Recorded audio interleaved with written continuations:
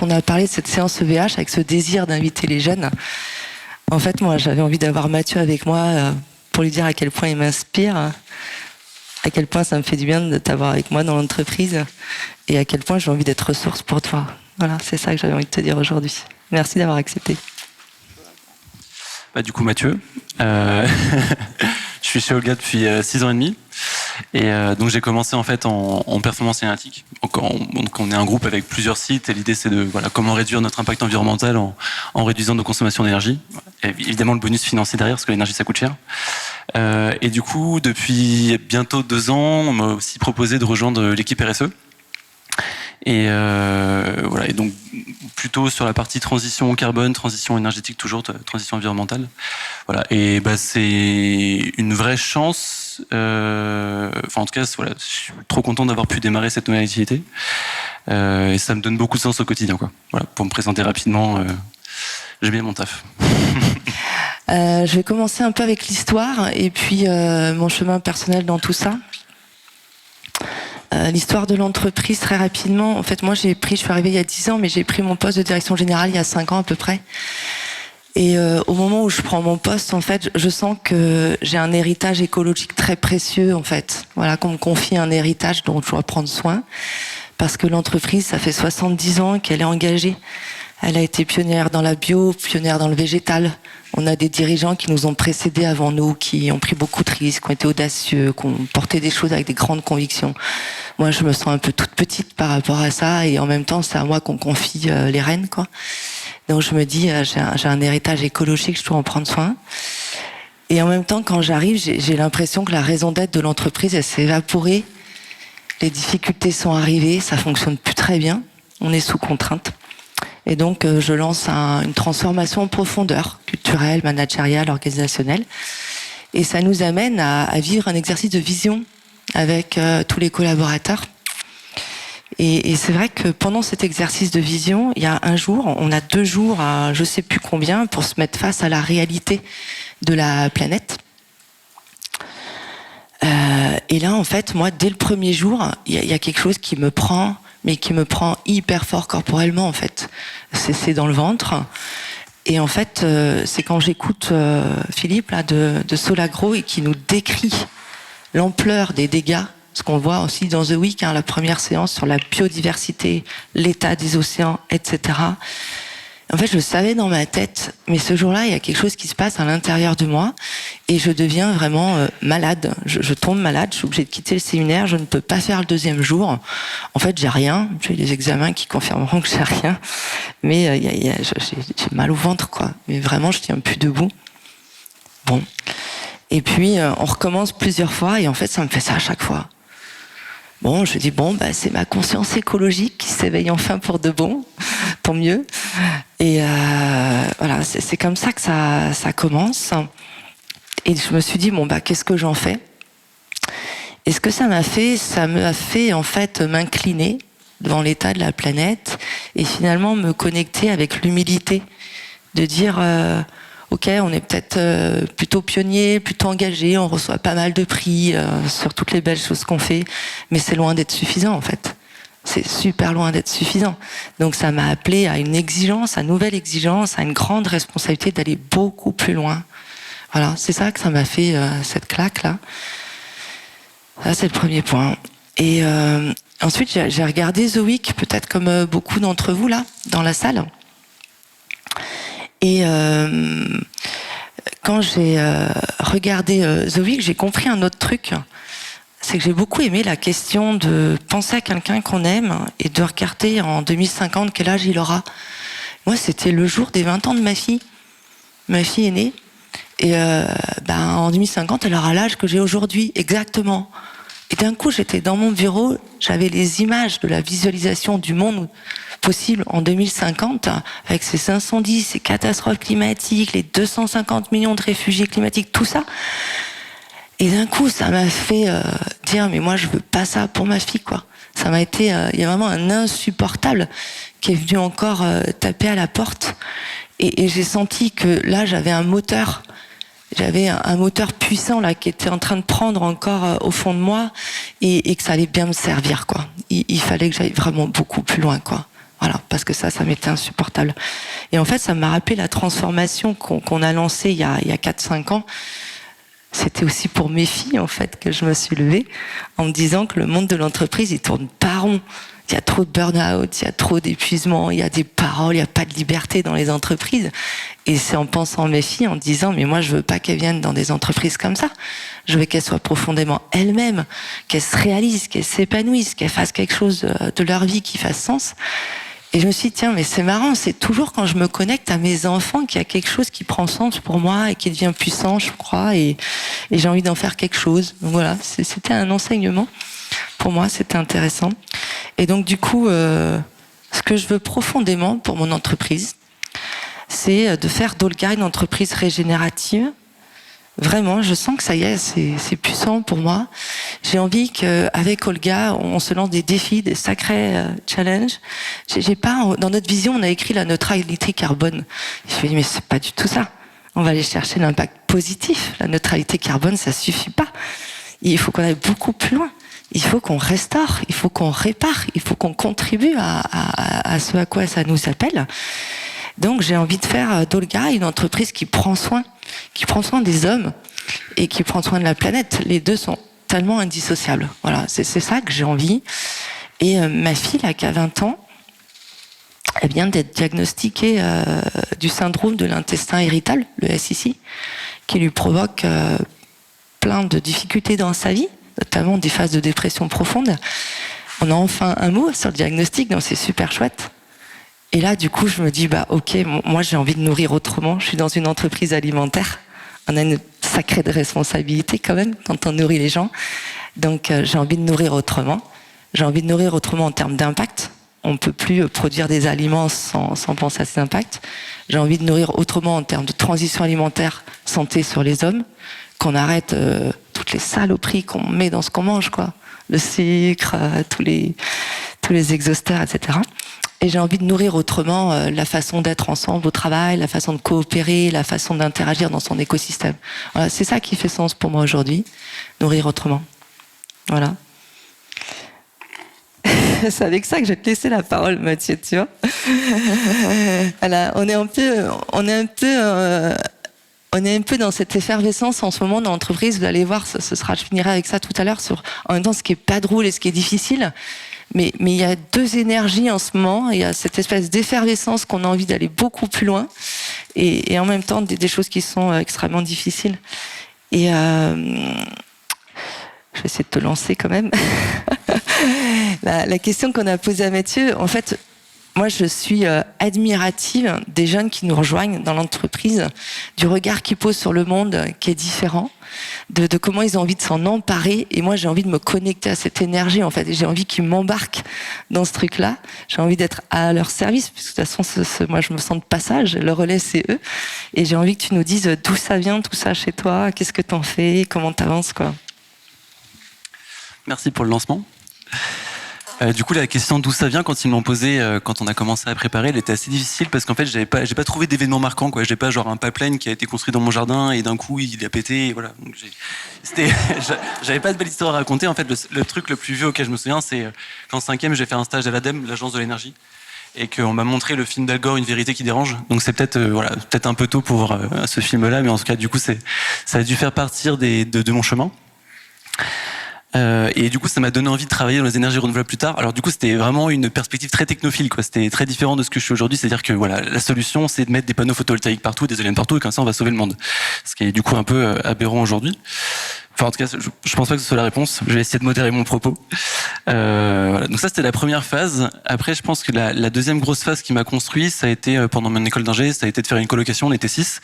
Et en fait, ce qui a changé, c'est quoi là, déjà, il y avait des gens qui étaient plus matures que moi sur le sujet. Et puis en fait, c'est l'action collective, quoi. C'est de se motiver. Je suis pas tout seul. On fait à plusieurs. On fait notre potager, on a notre compost, on fait notre lessive maison, on mange moins de viande. Et voilà. Et du coup, c'est de passer d'un truc très, je veux mettre des panneaux solaires à, je commence à agir concrètement. Même si je maîtrise pas encore le truc, quoi, parce que ma dernière année d'études, c'est aussi une année où je prends 3 fois l'avion. Et enfin, c'est la dernière année où je prends l'avion d'ailleurs, mais c'est une année où je prends 3 fois l'avion, quoi. Et l'avion, c'est vraiment un truc hyper impactant, quoi. Donc encore des paradoxes, quoi. Et donc la troisième phase, c'est quand je suis chez Olga et en fait, donc je fais mes 3 ans d'apprentissage. Je suis en CDD au début et en fait, on nous propose en tant que collaborateur de participer à la vision d'entreprise. Alors là, du coup, moi, je me dis, putain, j'ai 25 ans, je suis en CDD, donc je suis même pas là je sais pas pour combien de temps je suis là, en tout cas. Et on me dit, t'as le droit de donner ton avis, et t'as le droit de t'impliquer dans ça, en fait. Donc je me suis dit, cool, voilà, je peux enfin dire, je veux qu'on fasse mieux, je veux qu'on aille là-bas, quoi. Donc je me suis investi à fond là-dedans.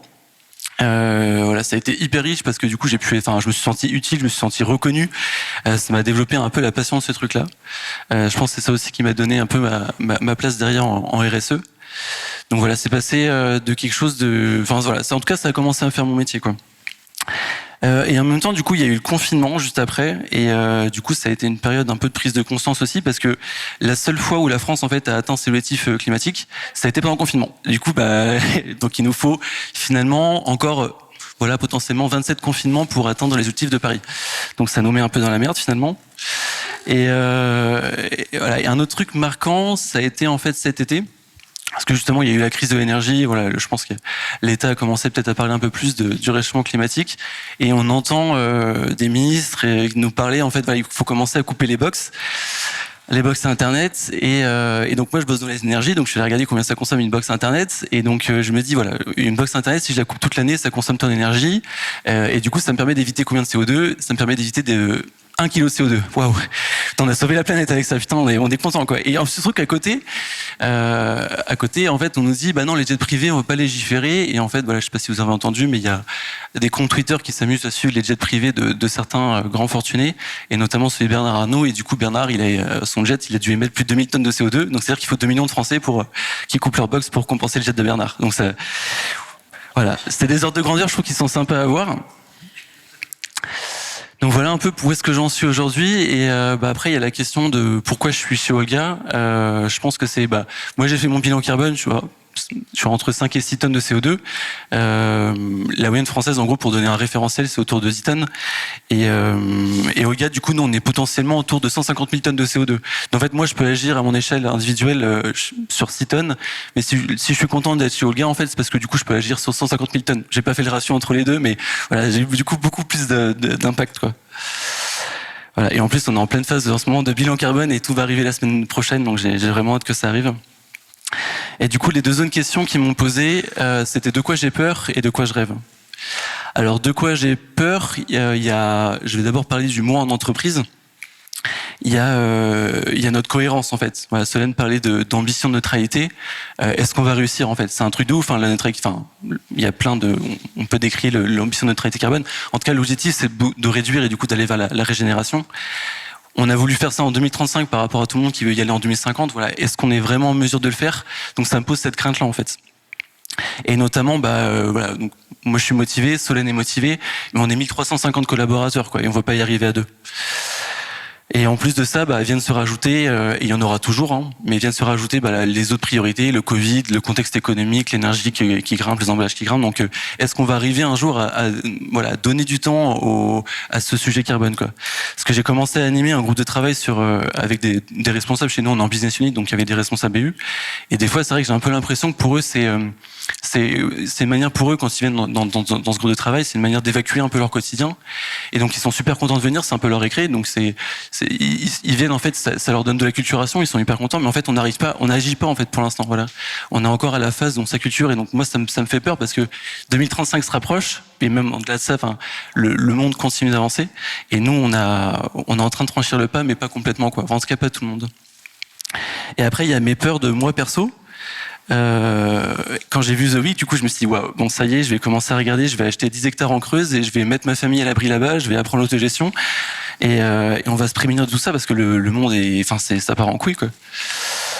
Et l'autre appréhension que j'ai, c'est un peu l'isolement, en fait. C'est cette déconnexion qu'on peut avoir lorsqu'on est au courant du sujet par rapport aux autres, en fait, par rapport aux copains, par rapport à la famille, que je peux vivre un peu mal. Et récemment, c'était 2 de mes meilleures copines, en fait, qui m'ont dit que elles me trouvaient culpabilisant, que ça les faisait chier quand je leur parlais de ça. Et du coup, ça m'a fait vachement cheminer. Et en fait, ce que j'ai fini par accepter, ce que j'aurais dit, c'est que pour moi, pour la planète, ce sujet est tellement important qu'en fait, je suis d'accord d'être qu'à 80% un bon copain, quoi. Je peux être à 100% un bon copain avec tout le monde, mais peut-être qu'avec elle, je serais qu'à 80% un bon copain.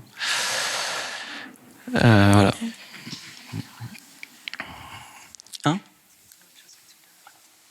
Ouais, j'accélère du coup. Et donc la dernière question, c'était de quoi je rêve. Voilà. Et donc moi, ce sujet m'oppresse. Donc en fait, moi, je rêve d'être rassuré, en fait, très rassuré. Et je pense que je serai rassuré quand il y aura un mouvement collectif, en fait, quand tout le monde va se lever, quand tout le monde sera conscient et quand tout le monde va agir, enfin quoi. Et en fait, derrière, c'est quand on aura compris, quand on aura tous compris que la priorité, c'est pas le cash, c'est pas l'argent, la priorité, c'est nous, c'est la santé des hommes et de la planète. Et donc, mon rêve, c'est que en entreprise, et c'est un peu ce qui est en train de se produire chez nous, c'est que l'empreinte environnementale, donc je parle beaucoup du carbone, mais voilà, que ça passe avant le financier, quoi, qu'on n'arbitre plus uniquement par rapport à ça. C'est-à-dire que demain, si on se dit, eux aussi qu'on prenne conscience, voilà, j'achète une voiture thermique aujourd'hui, en fait, je vais l'utiliser pendant 15 ans. Qu'est-ce que ça fait 15 ans, quoi? Ça nous engage pendant encore très longtemps. Et le truc qui me rend fier et qui me fait aussi rêver, du coup, c'est le rayonnement. C'est comment nous, Olga, on peut être tellement stylé, tellement beau, en fait, qu'on peut inspirer les autres parce qu'on a besoin de les embarquer avec nous, quoi, pour embarquer ce collectif. Et enfin, je voulais terminer en disant que je suis un peu rassuré ce matin parce qu'on a un peu parlé dans le train, c'était cool. Je suis rassuré parce qu'en fait, dans nos business plans, maintenant, on va intégrer en fait justement comment on arrive à cette neutralité carbone, quoi. Donc c'est plus du flan finalement. Même si ça n'était pas forcément avant, mais en tout cas maintenant c'est vraiment concret, quoi. C'est-à-dire que maintenant ils ont plus le choix, quoi. Les responsables élus, ça va être comment vous donnez les moyens d'atteindre ça, quoi. Ce sera plus annexe, ce sera plus un objectif, ce sera plus une option. Désolé si j'ai un peu. Moi, je découvre ce qu'il allait dire. Je lui ai proposé de répéter dans le train, il n'a pas voulu, donc je découvre en même temps que vous. Et j'observe comment je vois cette porosité entre ce qui se passe à l'intérieur, ce que ça produit à l'extérieur. Et en fait, je le vois chez Mathieu, parce que quand il nous a rejoints au tout début, il parlait pas du tout comme ça, quoi. Il était tête, et ses émotions, c'était pour lui, pas pour nous, quoi. Voilà. Donc, merci de t'ouvrir complètement, Mathieu. Merci beaucoup. Du coup, sur quelques minutes. Bon, c'est pas évident. Moi, j'avais envie de vous partager ce qui est difficile aussi et ce qui se passe pour moi en ce moment. En fait, les entreprises, elles ont un grand pouvoir, c'est clair. Moi, je dis oui à Fred et Hélène qui nous dit c'est dans les entreprises que ça peut bouger. Et en même temps, du coup, une grande responsabilité, quoi, de créer les conditions. Et en fait, aujourd'hui, moi, ce que je vis, c'est que la bio va pas bien. Elle est hyper bousculée en sortie de crise Covid pour des tas de raisons. Nous, c'est 50% de notre activité. Et puis le végétal, la transition végétale, nous on y est depuis des années, on fait des steaks végétaux notamment, sojason, des yaourts. Et en fait, il y a une course effrénée des financiers à la transition végétale. Et donc concrètement, il se passe quoi? Il se passe des millions qui sont mis sur la table. Tout le monde s'y met avec des sourcings de matières premières qui viennent de partout dans le monde, des compositions d'ingrédients qui n'ont pas de sens et des modèles industriels énergétiques qui n'ont pas de sens non plus, en fait. Et en fait, ça se voit pas pour l'instant. Et moi, j'ai peur que le problème se déplace juste, en fait, sous prétexte de participer à la transition alimentaire. On est quelques-uns, je pense, en France, à bien faire le truc. Et en fait, on va être invisible. C'est ça que j'ai peur. Et j'ai peur de pas faire le poids, en fait, face à ces nouvelles Eldorado végétales qui attirent tant de monde, quoi. Et donc, concrètement, qu'est-ce que ça fait vivre à mon entreprise en ce moment? Ça nous met sous tension économique. Et du coup, ça va m'inviter à prendre des décisions difficiles, probablement dans les mois qui viennent. Et face à ça, je me suis dit, les décisions qu'on a à prendre, en fait, on va aller plus loin. On va pas les prendre uniquement sous la contrainte de la situation économique. On va peut-être prendre des décisions plus radicales, mais on va les prendre parce qu'il faut aussi faire l'effort du régénératif. Et faire l'effort du régénératif, c'est des investissements qui ont des ROI pas dans les standards financiers. C'est des prix de revient de nos produits qui sont un peu plus chers. Parce qu'au début, faut faire les efforts. J'ai la chance d'être dans une entreprise familiale qui me demande pas de cracher des dividendes, mais malgré tout, en fait, ça pourrait ne pas suffire à la boîte, quoi. Si la boîte, elle est pas pérenne, ça sert à rien tout ce que je fais, quoi. Donc moi, ma tension du moment, c'est comment je vais avoir le courage de couper ce qu'il va falloir que je coupe pour rester debout, rester vivant, que Olga reste vivante, pour continuer à porter tout ce à quoi on croit, tout ce qui fait sens. C'est ça qui est difficile en ce moment. Et moi, j'ai besoin de pas être toute seule, quoi. J'ai besoin de pas être toute seule. Et Et en fait, j'ai peur que le consommateur soit pas au rendez-vous. Mais en même temps, comme je sais pourquoi on le fait, je suis prête à prendre le risque. C'est pas ça qui me terrorise. J'ai envie d'essayer. Ce qui me fait peur et ce qui m'empêche de dormir en ce moment, c'est de devoir me séparer de collaborateurs que j'aime beaucoup.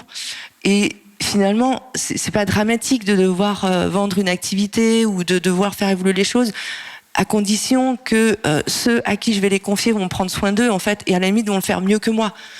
Mais ce qui me fait peur, c'est de devoir me séparer d'activités pour pouvoir aller jusqu'au bout de notre rêve et de confier, en fait, des gens que j'aime tant à des entreprises qui sauront pas prendre soin d'eux ou sauront pas prendre le relais de prendre soin de la planète. Voilà, c'est ce truc-là qui est là en ce moment pour moi, qui est difficile. Et en même temps, c'est justement quand je vois l'énergie de Mathieu, tout ce à quoi il croit, toute la génération qui arrive derrière nous, qui nous pardonnera pas de pas avoir eu le courage de prendre les décisions qu'il fallait prendre, c'est ça qui m'accroche, quoi. C'est ça qui m'accroche parce que je sais que ce qui m'attend dans les mois qui viennent, c'est de regarder droit dans les yeux ceux que j'aime, avec qui j'ai cheminé depuis des années, et de leur dire qu'on va arrêter. Voilà, donc le chemin de la régénération, c'est pas facile personnellement parce que c'est des efforts, c'est des inconforts, c'est des renoncements. Mais en tant que dirigeant, c'est pas facile non plus. Et en même temps, moi j'aime bien Christophe quand tu dis que le moteur du changement, c'est à la fois la souffrance, enfin c'est ou la souffrance ou le rêve. Et moi en ce moment j'ai les deux, tu vois. C'est et la souffrance et le rêve, quoi. Les deux sont là. Et ça me fait beaucoup de bien de regarder The Week et d'être avec vous parce que je me dis il y a une vague de fond. Et j'aime bien ce que tu as dit tout à l'heure, Vincent, que dans la fragmentation, voilà, il y a la vie qui revient, il y a quelque chose d'autre derrière. Donc j'ai envie de m'accrocher à ça pour garder ma joie dans tout ça quand même, pas rester figé sur place par mes peurs et par ce qui me terrorise. Voilà. Donc merci beaucoup de nous avoir invités.